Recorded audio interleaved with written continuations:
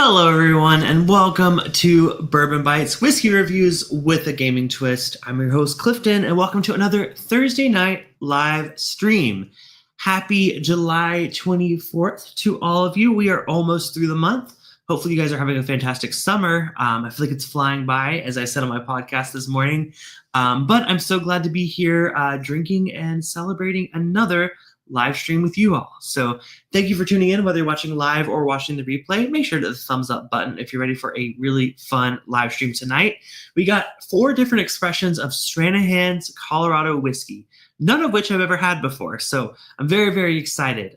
If you are following my podcast, which I just relaunched a couple weeks back, I did a review of the new 10-cup 6-year-old American whiskey, which is a blend of bourbon and American Single Malt from Colorado. So definitely check out that review. If you didn't see it on the podcast, you can find it wherever you get your podcasts or on YouTube. It's also on my channel there.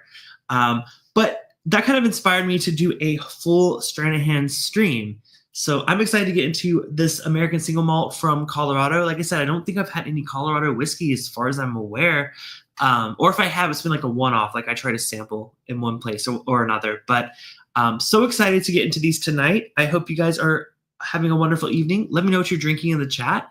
Do you have some Stranahans that you're going to drink with us? Do you have some other American Single Malts? I'm curious what's in your glass. So let me know. I want to say hi to some folks here in the chat. I saw Michael here earlier.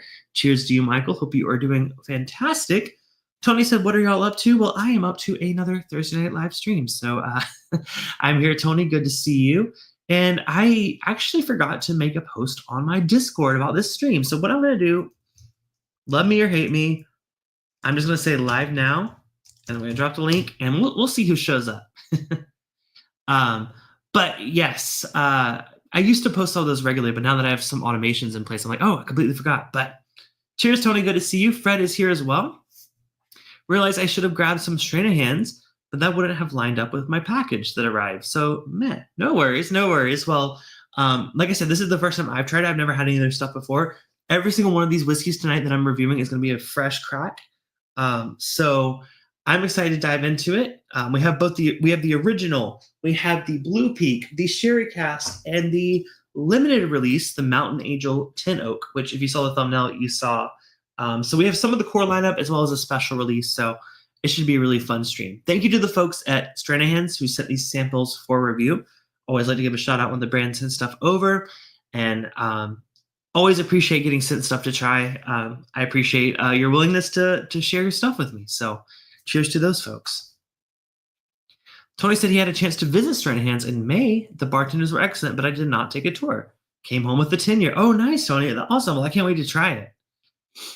That and their cast strength single barrels, great stuff. Good to know. Yeah. I think everything here, I don't know if the 10-year I have is cast strength. I have some details on it. I'll read it later, so I might be wrong. But yeah, most of the stuff is just their standard releases plus that one-off special release. Artfully Bourbon Scott is in the chat. Cheers, Scott. Happy Thursday. Tony said, should I drink 10-cup or Stranahan's? I mean, that's up to you, man. Like, whatever you prefer. I really did enjoy the 10-cup I reviewed on the podcast. It blew my expectations away for a $35 bottle. That's all I gotta say. Listen to the review to hear my full thoughts on that. Scott is drinking a Stranahan's 10 Mountain Angel. Awesome. I have not tried it yet, so save some for when I'm tasting it, so I can share some tasting notes and see if you all agree. Limited edition Amazon robot servant. No, I just have on my Discord server. I have certain bots that'll post, like Clifton posted a new podcast. I had it for a while for Instagram. I was like, that got annoying real quick. So the reason I don't have it set up for YouTube is because whenever I schedule one of these live streams, it'll like post it. But I don't want it to be posted when it's scheduled. I want it to be posted when it goes live. So haven't quite figured that out. So I turned those off, which is why I missed today's notification. So hopefully some people get it. But yeah, Stranahan's, like I said, brand new bottle. This is the original single malt they sent me, which is funny enough. I didn't realize they had like a bit of a topper here, just like the shoot, what was I just talking about? Tin cup. Yeah, so this one has one too. This is more of like a measuring it's not like a standard measuring like jigger, but it's definitely a measuring cup. It has like a 1 ounce mark and 2 ounce mark. Always fun to have some cool merch like that included with the bottle. But we're going to get into this release and we're going to taste through it first. And then we're going to work our way through the other core lineup releases as well as the 10-year. So this is more of like an intro to the brand. I know a lot of you guys in the chat have been saying you've had the cast strength releases. I haven't, but hey, if this goes well and we like it well enough, I may reach out to the folks and see if we can get some of those more limited releases in the future. So let's make this a good stream and we'll see what we can get in the future. How about that? All right, so let's go in. So a little bit about Stranahan's. Like I said, I'm new to them, but they are a Colorado-based American single malt whiskey distillery. They actually were the first legal distillery in Colorado after Prohibition. So they've played a significant role in establishing American single malt as a category in the industry.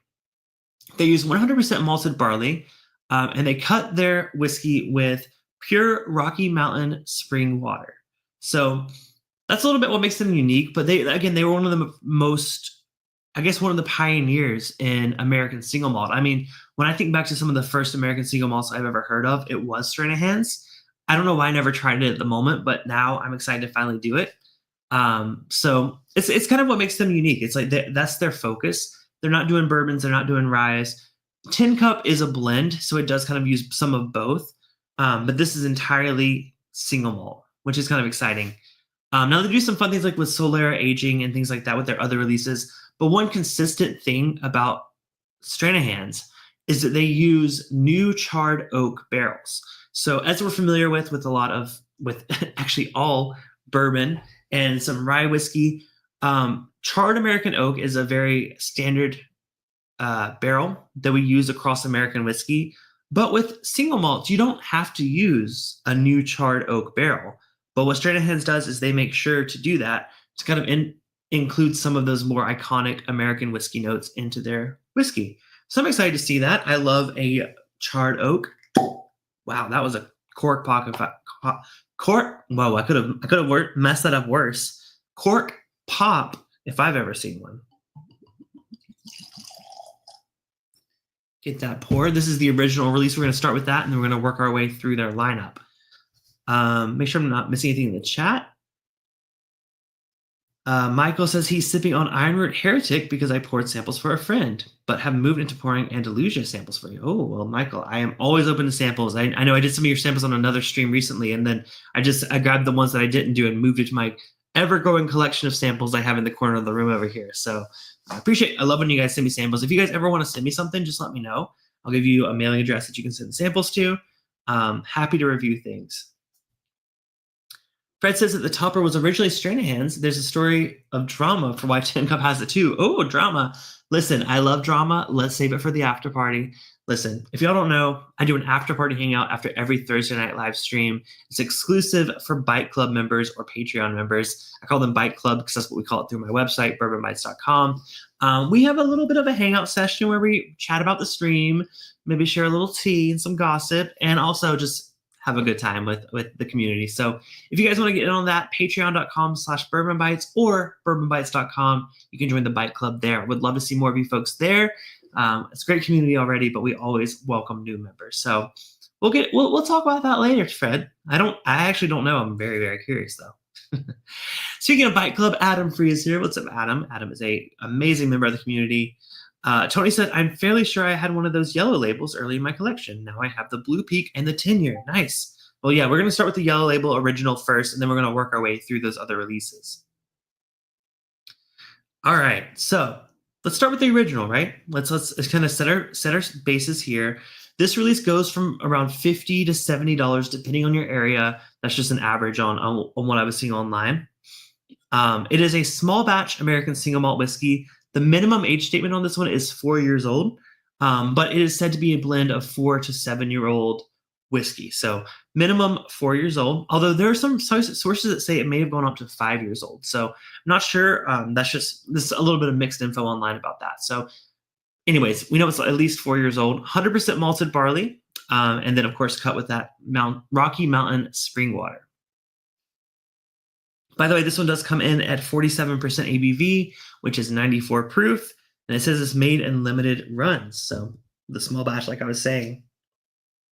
It says it's their original whiskey recipe and uses 100% malted barley and pristine Rocky Mountain water, double distilled in small copper stills and rested in virgin American oak casks. All right. I love that they're transparent here on the label about that. It says in the heart of Denver, Colorado. I've unfortunately never really been to Colorado. I'd love to visit. I've only done, I've had a layover at the airport. I don't think that quite counts, but I've always wanted to go to Colorado. So this is my intro into the state. Let's give that one a nose. The Stranahan's original single malt. All right. Well, first and foremost, it's very malty. It's 100% malt, which makes 100% malted barley, which makes total sense here. I was looking for some of those more darker notes on it, specifically because it's being aged in that American charred American oak. It is oaky, but it's reading more along the lines of a lighter oak, a little bit more of like a I have in the past I've said young oak, which is a note that I get for sure, but this one is a specific. This is going to be a really weird example of what this is on the nose. It's like you have a new set of toys for children, and like you have those like blocks that have like the letters on it, like you have A, B, C, D, E, F, G, and like one side has colors and they have different letters. It's like just a block that you play with and you spell out the word baby with. Those and like those log cabin toys where they're just like pieces of wood that are a toy. Not that they smell like young, they don't have like that green wood oak quality to them, but they have a little bit of a dusty kind of like plywood kind of note to it. A little bit of a like I guess plywood / cardboard is kind of the note that I'm getting. No, that sounds really bad, but I just want to express it differently because a lot of times when I'm describing the oak, I either say like new oak, which is like normally that green, like freshly cracked twig note. But then sometimes I'll say like an older oak, which is like a very saturated barrel. This is neither. This is more of just like a maybe dry oak is the way to put it. It's like a block of oak. Not sawdusty. I wouldn't say it's sawdust. Although I think it's probably the closest thing I can give it to, but it's definitely oak. It's just a very specific, it's a very specific expression of oak that I'm getting on the nose. Now, a little bit behind that, there is a bit of a tartness to it. And at first I was thinking like, oh, maybe it's more of like the malt, like a young, like kind of grainy quality to it. But the more and more I nose it, it's more of a, I'm kind of getting orange peel or like orange zest on it. Yeah, there's a tartness to it. 94 proof, so it's not going to be super overpowering on the palate. This is all based on first impressions. Again, if you're just now skipping to this review, have never tried this before. I'm just sharing you my first thoughts with it. Zover said Tinker Toys and Lincoln Lots and Woods definitely have a specific smell. That's what I'm getting first impression on the nose of this one. Fred is curious why there's no fruit. I've always passed on the regular because cast strength single barrels were plenty. Those always had a strong red fruit with spices. Interesting. Yeah, on the nose, it could be there, but it's more of like that like sour kind of I don't know. This one's gonna need a tasting. With it being lower proof, I don't always trust my gut with the nosing, so we're gonna have to give it a taste. Cheers, y'all.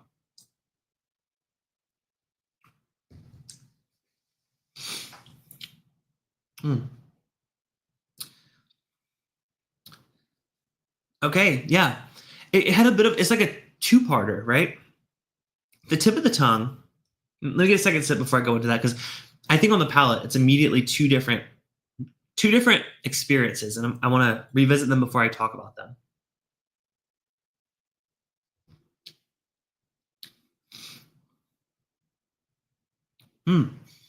Yeah, second sip kind of reassured what I was thinking. So when you first touch this to your tongue, it does drink relatively hot. 94 proof is not low proof necessarily, but it does hit hot. You get the oak, you get the maltiness kind of like carrying you in like the mid palate. So it's like oak, malty, and then as it goes into the finish, you get a sweetness. The oak is still there, but it's a very light oak influence. I thought it would be a little bit more oak on the palate. It's just like hinting itself. It's definitely expressing itself at the top, like the first sip of the whiskey. But as it gets to the finish, it's a little more of like a faint oak note to it. Definitely a journey. I love a whiskey that takes me on a journey, and this one does. It's just, does that journey, how do I feel about that journey? I'm gonna have to take another step to really see how I feel about that. But there's definitely, it's a complex whiskey for sure. I mean, it's not one note at all. I'm getting so many notes on this just tasting through a first couple sips. See whiskey ancestors in the chat. Cheers to you, Ben. Good to see you. Tip of the tongue, proofy, oaky, mid palate. The maltiness comes out. Finish is like a honey sweetness, and it's a relatively long finish for something 94 proof. I'm really enjoying the experience here. It's definitely taking me for a loop. It took me a minute to realize, like, because I mean, most of you guys know, but like in terms of American whiskey, bourbon and rye are kind of my jam. I love a single malt Scotch. I love some Irish whiskey. So I'm definitely not new to the category of single malt. It's just American single malt I've kind of been hit or miss with in the past. This one is leaning towards like the better part of American single malt that I've ever had. And if you listen to my review of the 10 cup, the way they blended that American single malt from Colorado with bourbon just was fantastic. Love that bottle that I reviewed on the podcast. This one, though, we're jumping up in age. We're jumping up, well, not age, sorry. We're jumping up in price. We're jumping up in proof, and we're staying 100% American single malt. So it's taking me a little by surprise, but I do like the journey that it's taking me on. Definitely not my favorite, like, journey. Like, you know, normally I like the really dark, rich oak and then the darker caramels. I like dark notes. This was not reading dark. Like I said, minimum age statement of 4 years old. I would guess it's more on the younger side of things. But for this being their original release, I don't think there's anything wrong with it. It's just, you know, it's not exactly what I'm seeking out when I'm looking for an American whiskey. American single malt, like I said, I've been hit or miss with. This one's like right in the middle of the road for me so far, just this release. But we have 3 other expressions to get through tonight. So take this at face value. I'm just trying the original now. We're going to see what we're going to move into here shortly.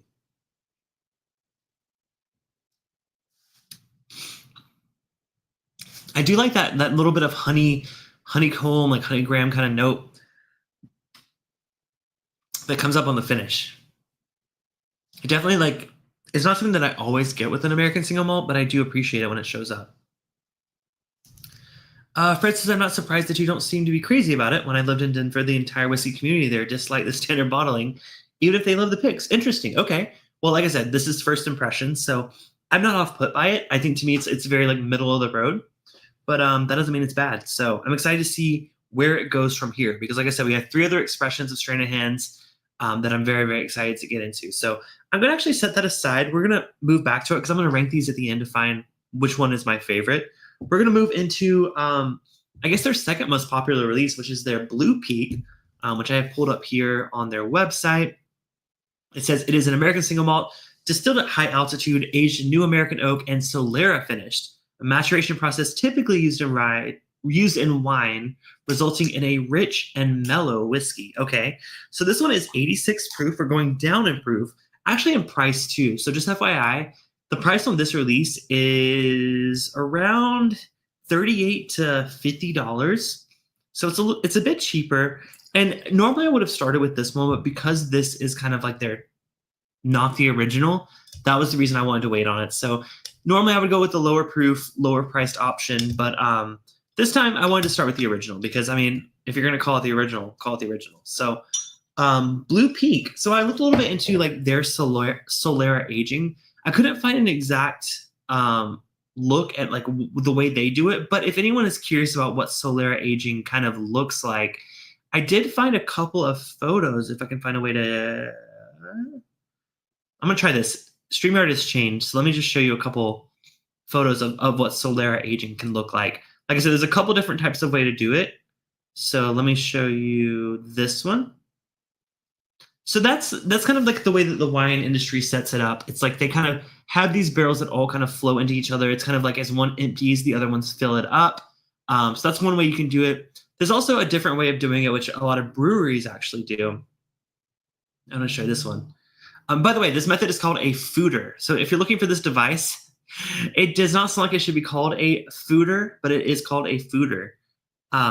here is a photo of another way that a brewery does it. So as you can see, there's like the different layers. As things go through it, come out the bottom, it gets filled in from the top. You can see like the oak at the top. I can't see my finger. Where's my finger? Newer oak and just older and older and older. So they make these rings and they continuously work their way down. So lots of different ways to do it, but it is kind of interesting to see a Solera method with Stranahans. I'm trying to think of other people that use Solera cask aging. I know some rum distilleries do it. What are some other examples of distilleries that do Solera aging? I know Barrel had a specific one that was like their Infinity blend that was Solera aged. Just curious if you guys know of any other whiskeys that kind of use the same process. Definitely interesting. I don't know, it's controversial because of the fact that they can say like, oh, there's some really old whiskey in this, but you're like, how much? And they're like, well, we don't know because it's a blend. So there's that, but I'll take that with a grain of salt. Again, with this being a cheaper entry into the brand, this one's aged for at least 4 years old in new American oak barrels, number 3 char before Solera finishing in a toasted oak foeder. It smelled like fodder, but it's foeder. So this was aged in new oak and then finished in a foeder, kind of like one of the two we just saw. Let's give it a nose. Okay, a lot more of that new green oak note that I get on some younger whiskeys. I think it definitely is the prominent note. It smells crafty. I will say this is more of a craft note that I've gotten on some whiskeys that are from a distillery that isn't aging some like 12 plus year old product. It does smell pretty young. Proof on this, by the way, is only 86 proof. So we dropped down in proof down to 43%. Now, their goal of this flavor profile is to be smooth and mellow. Am I the target audience for smooth and mellow? Not necessarily, but I will say I can appreciate when a whiskey is smooth and mellow. And from $38 to $50 something, it's a little high for a whiskey of that. A whiskey to be at that price point, but be given those simple notes. It's a little bit of a contradiction there. But let's go in and give it a taste. Nose, I will say, nose to me is like it's a little sour still. It's that green oak. Not my favorite nose, but let's give it a try. Cheers.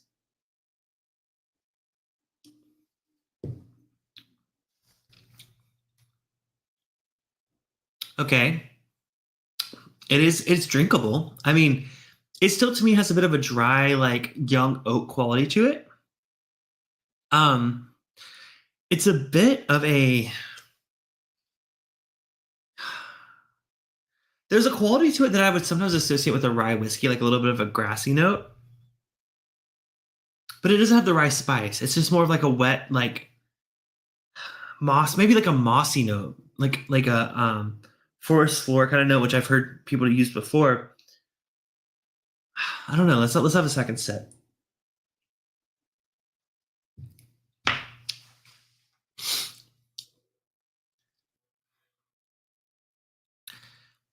I mean,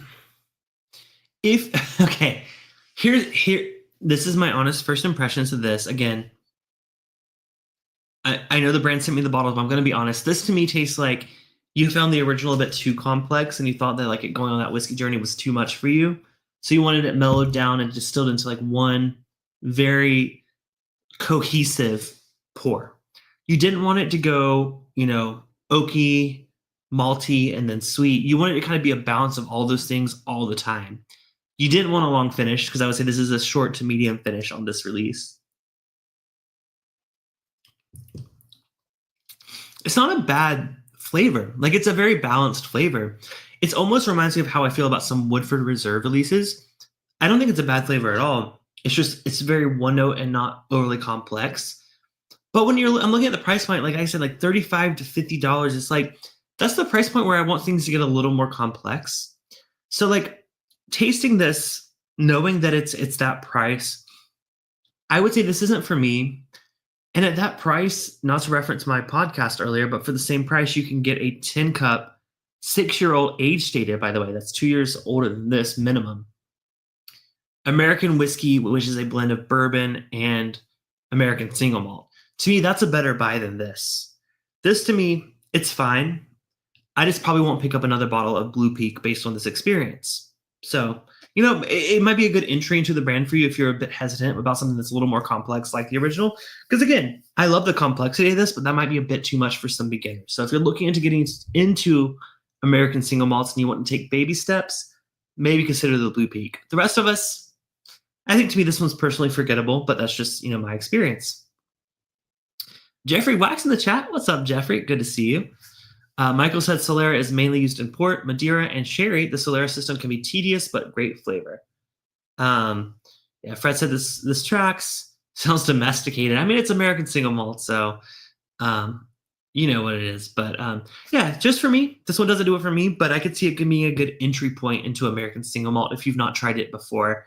But I do say that if you try Blue Peak and you don't love it, give some of the other expressions a shot, because I don't think this is the end-all be-all for Stranahan's, as we just had the original that I think is significantly better. But we still got 2 more whiskeys to work our way through tonight. We have the Sherry Cask, which is next up. It's also part of their core lineup. Let's see what info we have on this one. So this one is a 5 to 7-year-old version of the single malt, and it's transferred to PX or Pedro Jimenez barrels to cask finish. I do love some PX sherry, so seeing an American single malt finished with PX sherry is very, very exciting, because I will say I've had some Scotch single malt that is PX sherry aged, as well as some Irish whiskey PX sherry aged that I have fallen in love with. So we're going to pour the sherry cask. I will say color-wise, it's definitely a good bit darker than what we've been dealing with so far. But I'm excited. Speaking of Colorado, Don Nishida is here. What's up, Don? Good to see you, man. Hope you are enjoying the Mountain State. I don't know the catchphrase for Colorado. Hopefully you're enjoying your time in the lower 48 states. But good to see you, man. Hope you are doing well. We just moved on to the sherry cask. So it says it's also the 100% malted barley, of course, that we saw before. I don't want to get into tasting notes. I'm trying to find this other additional info on it that I can pull up that may not give too much away. Let's see. So apparently that the barrels that they used, the PX casks that they used, have aged wine for over 40 years, some of them. So some of these PX sherry casks are very, very old. I don't know if they're first fill, second fill. I can't find any info on that, but they do use some pretty old PX sherry casks. So would love to know like if it's a first fill, second fill, but all I know is I am super thrilled to get into this. Let's give the sherry cask a nose. By the way, pricing is about $85. So a bit like a few bucks more than the original, about $15 to $25 more than the original. Proof is the same as the original, 94 proof, 47% ABV, but we do know that it's 5 to 7 years old, so there's a little bit older distillate in this. And there's some good color on it too. Oh, okay. I like the nose. Yeah. Oh man, that sherry is right there, up front and center. I love a sherry bomb in mostly in single malt Scotch, but a sherry bomb in single malt American. I don't know if I've had it, but on the nose, I could see this being great. So I have really, really high hopes for this one. Yeah, on the nose, it's more of those typical sherry notes. It's a little bit of raisin, a little bit of definitely red fruit territory here.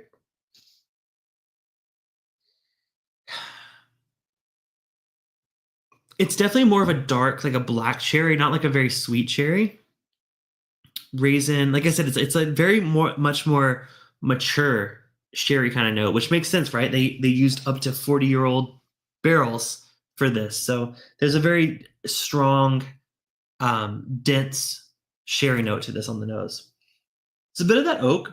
Again, I can't really say too much on the nose because it's similar enough to the original that I'm getting some notes that I really like from that one, but that sherry is so, I don't want to say overpowering, but it's so dominant of a flavor on the nose at least.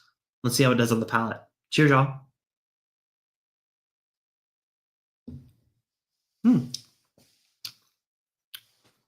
Yeah. Oh yeah. Sweet. It's sweeter than I think some people would maybe expect a American single malt to be, but that's kind of what you expect with a PX sherry cask, right? Like it's going to have some of those sweeter characteristics that are tacked onto it. I will say the sherry cask, like as much as I love a sherry cask, I do think it kind of, I don't want to say simplifies the notes of the original, but it takes the things that I love about the original and kind of like narrows them just a bit. Not to the point where I feel like that this is necessarily better or worse, because I think that PX sherry cask finish brings on so much more complexity than the standard originally has. That's the one I'm definitely gonna have to do a side by side of. So let me take another sip of the sherry cask one, but then I'm gonna go back to the original because I think these two are much more comparable than the Blue Peak. To me, Blue Peak was not quite in my range that I typically like, but I think these two are definitely more elevated, more my jam. So let me taste another sip of the sherry cask.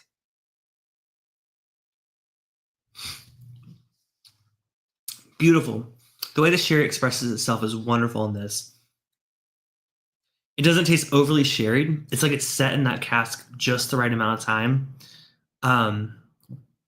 Man, delicious. That's like, it's like if you have a choice between this and like a strawberry cheesecake for dessert, I would think I would choose this because it has those fruitier notes with that heftiness of a good dessert.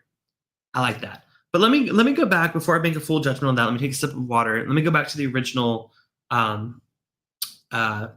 just the original single malt from Stranahan's.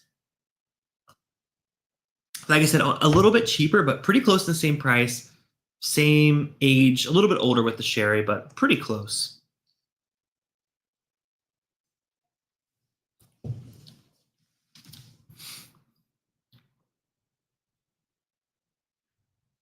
Yeah, that one comes back with that honey sweetness on the finish that I said at the beginning. It's still there. I mean, okay. I thought I was going to be pretty clear with like which of these two I preferred. I actually think I like them equally. They're different experiences. The original Stranahan's, this one, is much more of like what you would expect it to be. It's complex. It takes you on a journey. It goes from, like I said, oaky, malty, sweet, but like a honey sweetness to it. Whereas the sherry, less of the journey and more of just like those combined, but with a nice, very complementary but not overtaking PX sherry cask influence. So it depends on your taste, but I think either of those are good buys for the price. I think, you know, as someone that does love sherry, I slightly prefer the sherry cask, but that's just personal preference. I think, you know, it could go either way. I encourage you guys to try both of them. Or if you know for sure you're a fan of like PX sherry, grab the sherry cask. If you're like, I don't know about it, grab the original. Fred said this one is sounding much better. I agree. It's a step up from the Blue Peak for sure. Seems a little young and grainy, but good dried raisin flavor. Oh, I'm not sure which one you're trying there. Fred said having both graininess and I don't know if you guys are talking about the Blue Peak or not. I could have missed it. Of course. I don't know if you're thanking me or Michael, but cheers. M's in the chat. What's up, Emily? Good to see you. Shocking, I know, but port finished was my favorite. Oh, there's a fat. I actually don't have their port finished, but that sounds amazing. This PX sherry, I imagine, is probably pretty close to the port, and I'm sure it's pretty damn good. And M says, hey, y'all, mash the like button. I know. I always like, okay, listen, I'll be real with y'all. When I do these streams that not only just American single malt, but single malts in general, the turnout's relatively lower. Like, I know people come here for the bourbon. And like, I'm here for the bourbon too. But I like to venture out, and I've been doing this since I started the channel. I love trying different things, trying different, you know, ryes, American single malts, American whiskeys, scotches, Irish, freaking, you know, spirits from around the world. But I do notice the turnout's quite a bit lower from that, and that's to be expected. But if you guys are watching these and you are enjoying them, it does mean the world to me to not only hit the thumbs up, which does mean a lot, but leave a comment after the stream and let me know, you know, what was your favorite, or if this inspires you to get a bottle, pick it up, come back, leave a comment. And the only reason I ask is because I know these streams don't do that well, but I want to keep doing them because, like, I don't like narrowing myself down to just one lane, you know? Yes, I primarily do bourbon on this channel. I love bourbon. But I think there's a lot more to explore in the world of whiskey that Doesn't get as much attention as bourbon, so that's kind of what I'm doing here. This is kind of a little bit different. I actually reached out to a bunch of brands recently, smaller distilleries, and have asked them to collaborate. Actually, we have one coming up in August that I'm very, very excited for. A distillery very few people have even heard of, but I think that's kind of my roots of this channel is like interviewing some of these distilleries. And I get that they don't do as well, like because like people aren't looking this out as actively, but I do appreciate you guys watching it, and whether watching it live or the replay, please let me know you're enjoying it too. I assume you guys want me to keep them up, or else I'll just keep reviewing Buffalo Trace every day, or I don't know, Elijah. I mean, I'll review Elijah Craig all day, every day. Y'all know, but I do appreciate you guys hitting the thumbs up, though. That's all I was trying to say. Is like those of you that are tuning in live or watching the replay at this point, I appreciate you. I see you, and thank you. Patrick said he had a great time at Stranahan's back in May. Just spent the weekend back up there at Laws and Tulnua private events. Nice. I've not had that one, actually. We come here to see if you are dressed up for us and if you combed your hair. I don't comb my hair. Just more of like I use like a hair powder stuff, like all the like the cool kids do, hair powder. No, but like with my hair this short, like there's not really too much I can do with it. But I finger comb it a little bit. Single malt is fun as his other spirits. That's what I think so too, Emily. I think like that's why I do them. I know it's not the most popular thing to do, but who cares what's popular? I do what I enjoy, and that's the whole point of this channel, and hopefully you guys are enjoying it too. Interviews are fun. Yes, they are. It's been a minute, but we're going to do some soon. All right, well, we got one more whiskey to try before we wrap up tonight and get over to our after party for people on the Bite Club. We're going to go ahead and try their limited edition release, which I'm very, very excited for. This is their Mountain Angel American Single Malt Whiskey. It is a 10-year-old. It's their first ever 10-year-old release from Stranahan's. It is an ultra premium expression, coming in at 90.2 proof. Now, right now they're on batches 3 and 4. Unfortunately, I don't know the exact batch of this. They just sent this over to me as a media sample, but I assume it's one of the more recent batches because they just sent it. So, yeah, let's read a little bit about this one. Mountain Angel 10-year American Single Malt. It says, due to Denver's high altitude and the usage of new American charred oak, Mountain Angel has a unique angel share loss that allowed Stranahan's to achieve a 10-year-old single malt with a depth of flavors and aromas comparable to a Scotch whiskey more than twice its age. Bold claim. I like it, though. I know if you had in the chat, can't wait to hear what you guys have to say about it.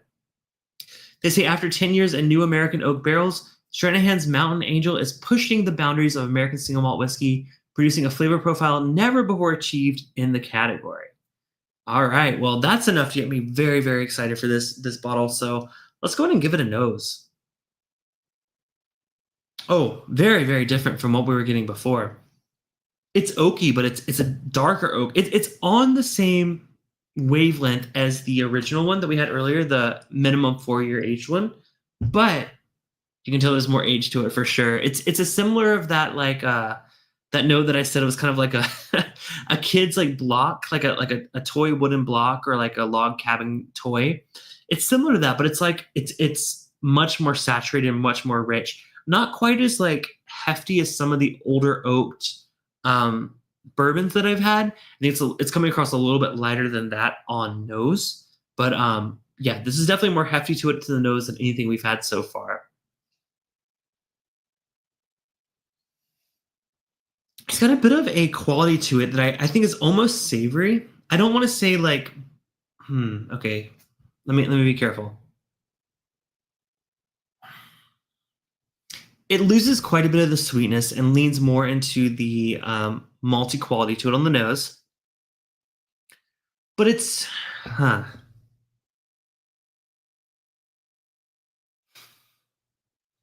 don't know. I don't know how else to say, but it's got a dry nose. I think this one's holding back on us on the nose. I think it's going to reveal so much more in the palate. By the way, price point on this one is around $110 to $140 depending on your area. So we are jumping up quite a bit from all the previous releases we've seen so far. I'm not getting too much on the nose, honestly.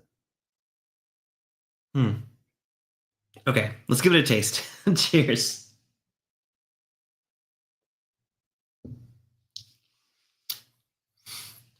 Okay. Much better on the palate than on the nose. I will say I was left wanting a little bit more on the nose. But once I've tasted it, I'm getting some of the things that I really like about it. It's bringing back that honey that I got on the original that I really liked, but it's much more refined. It's almost like a cinnamon sugar honey kind of thing going on, which is good. Not super sweet though. It's like it's more in the background than up on the forefront. Yeah, like almost like a cinnamon graham cracker, but like limited amounts of the cinnamon.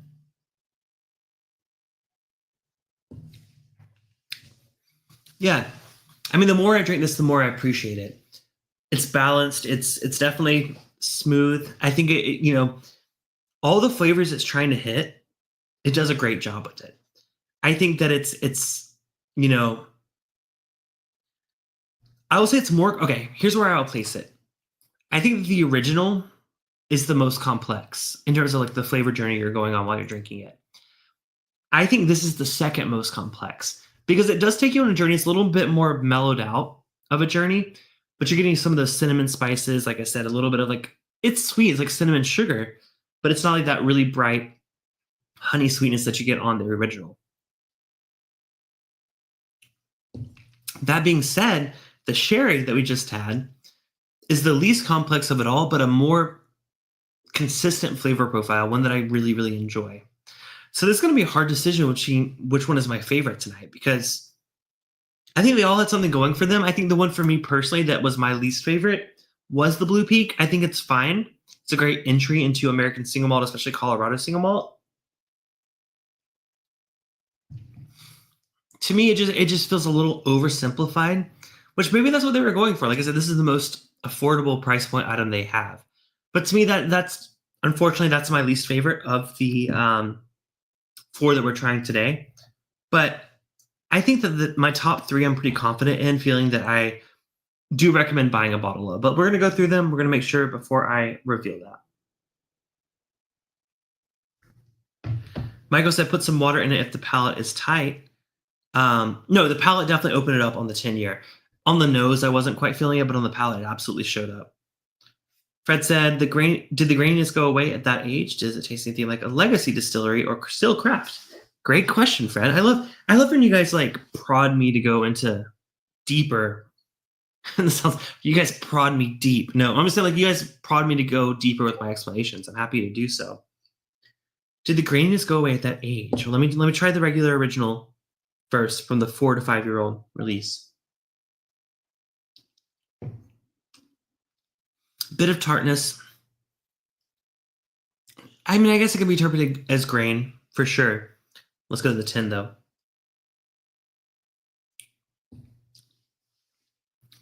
Yeah, much more mellowed out. It's similar notes. I'll say this, Fred. It doesn't have the sour note that some grain forward young single malts have. To me, it captures that quality to it, but adds some oak and is amplified by the oak. It brings the sourness down to a much more approachable level, and it adds a layer of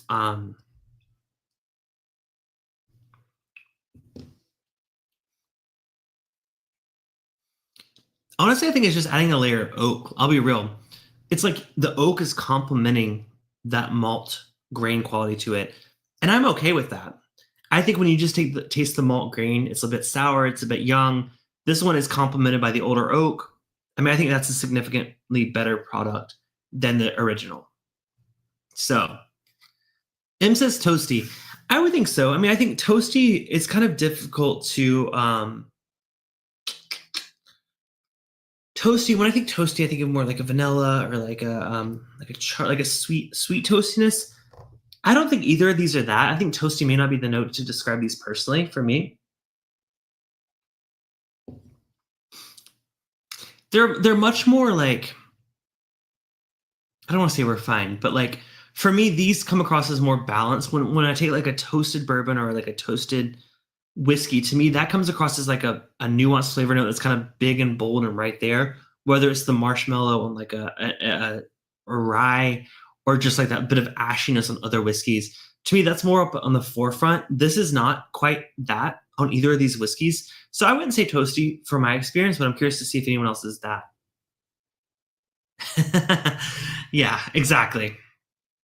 I thought the question was for him. Oops. Well, at least he enjoyed answering it. Oh, the question. Oh, you're talking about the question that you had for It applied to my whiskey though. Like literally, I interpret it as you were asking about original Stranahans versus the 10-year Stranahans. So it still applied, even though you weren't asking me.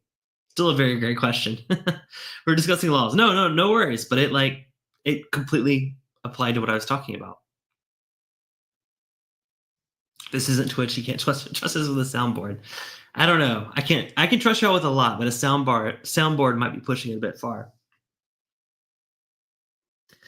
All right. Well, I think I've got my thoughts about these whiskeys. I'm going to say, again, pretty impressed.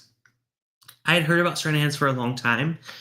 I think, okay, I'll say this. I think I was maybe getting it confused with a another Colorado whiskey that is not as well received when I was, sorry, yawning. Not tonight. Sorry. It's Comic-Con week, by the way. My work has been so crazy lately. Like we're literally doing so much for San Diego Comic-Con, which today was our big day. So much stuff went out. It went out well and everything went to plan, but I'm like exhausted. So apologize if I'm a bit sleepy, but I do want to get this point across before I leave. So what was the point I was trying to get across? Shoot. Crap. What was I going to say? Oh, yes, the other Colorado whiskey. I think I had an opinion of Colorado whiskey before I actually tried Colorado whiskey based on another brand. But now that I've tried this, I am a fan. I think for sure my favorite of the night is the 10-year. I think to me it's the most complex of them all. It kind of amplifies everything that I love about the original, and it even like excels at some of the things that I think the original doesn't quite meet the mark on. So for me, the 10-year Mountain Angel release from Stranahan's is my favorite. Now, $110 to $140. I don't know if I would go out and seek a bottle myself, but that's because I have another one that I think I would buy a bottle of. And that's my second place. My second place is actually the sherry cask. So even though I feel like this is not as complex as the original or the Mountain Angel, I think as someone that loves a good PX sherry cask influence, this is a fantastic American single malt, especially coming in at around like $85 to $90. I think this is kind of hitting the price point that I think it should be. Do I wish that, we had an actual age limit? Like I said, I'm seeing it's 5 to 7 years old, but like if this were to be able to be labeled as like a 7-year-old sherry cask release, I would not spend much more, but I would feel much less bad about spending that much money. That's what I was trying to say. It's my second favorite for sure. It's probably, if I was going to buy any of these myself for the price point, when balancing price point versus how much I like them, I think the sherry cask would be the one that I would pick up. But that's not to say that the original release, which I am also a big fan of, is not worth buying. I think either of those two, if you do like sherry, go for the sherry cask. If you like, more of a traditional single malt, especially an American single malt, go for the original cask. It's going to be more up your alley. It's very complex. It's such a fantastic single malt. I would have never guessed that it's, craft in any way, shape, or form. It's just so delicious. The only one I recommend skipping, just based on my experience, is the Blue Peak. It's a little bit younger. It's a bit of the Solera aging, which, some people praise. Some people feel like it's kind of a little gimmicky. I'm not going to make a statement on that, but I will make a statement on the fact that I think this whiskey is the least interesting of all 4 Stranahans I tried tonight. So take that with what you will, but to me, that's kind of how I felt about it. But then Fred does clarify it is 5 to 7-year-olds before the finish. So that's very fair. I don't have the details on how long it's finished. Sometimes we get that info, but I don't see it here. So I do think the extra age does help, but I think the finish is such a strong sherry finish that it kind of overwhelms the whiskey, and you kind of lose some of the nuances of the whiskey. Again, not complaining. You saw I loved it, but it's like, would I like to see a 10-year-old sherry finished whiskey? Absolutely. Like that would definitely kind of amplify the two things that I love the most about the sherry and the 10-year-old is like combining them together. Wow, Fred says it's only 10 days. That is extremely surprising because that sherry influence on this is pretty damn prominent. So I'll have to fact check that, but I trust you guys in the chat. If you guys find out differently, please let me know in the comments down below. But man, that is such a strong influence if it's only 10 days. Wow. Incredible.